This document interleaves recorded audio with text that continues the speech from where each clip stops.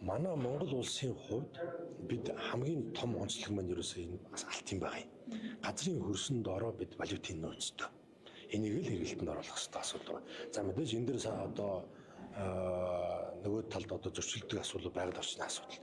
Тэгэхээр нэгэнт өөрөө энэ алтны үн маань ийм одоо мундаг одоо бид чинь 2000 дээр маш олон жил бараг 10 гаруй жил явж ирлээ шүү дээ. Одоо энэ 3400-д чинь энэ чинь бараг 70 гаруй хувиар өссөн байгаа энэ том боломжийг бид алдаж болохгүй. За энэ үн бол за ер нь буухгүй дээ. Буухгүй. Цаашаа өснүүлэхээс ямар хурдтай өсгөх вэ гэдэг асуудал байгаа болохоос ер нь бол нэг буухгүй. За тийм учраас энэ одоо боломжтой үеийг бид давуу тал болгож ашиглах ёстой юм байгаа юм. Тийм учраас энэ дээр ерөөсөө байгаль орчны нөхөн сэргэлтийн асуудал хамгийн чухал.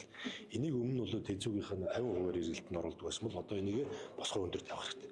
Алтных нь үнэн юм боломж юм байгаа юм чинь нөхөн сэргэлтийн зардлыг бол наачгаар байгаа.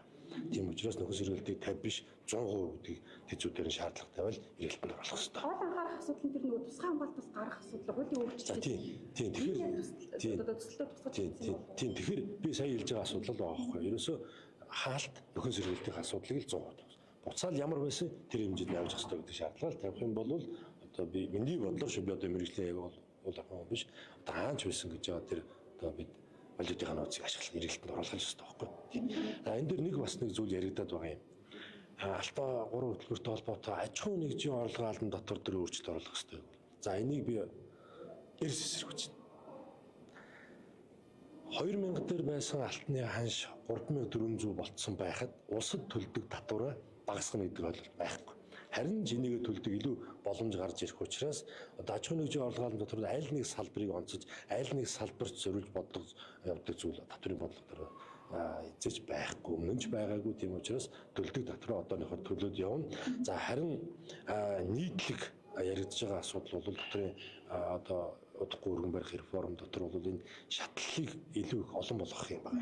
Одоо бол тэрүүн 500 борлуулалтын орлого за ингээд ашиг нь 6 тэрбум өрөх юм бол одоо 10%, тэрнээс дэш бол шууд 25 гэдэг давсан хэсэгтэр нь 25 гэдэг ингээд шууд үсэрдэг.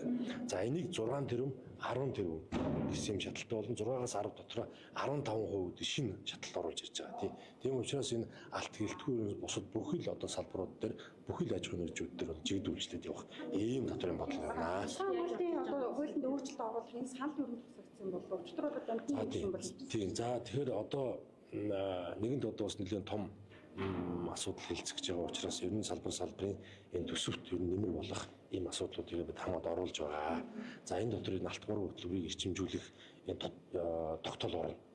За тийм тогтоол орно. За тэрийг харин хурал дээрээс дэмжнэ гэж ингэж одоо хүлээлттэй байна.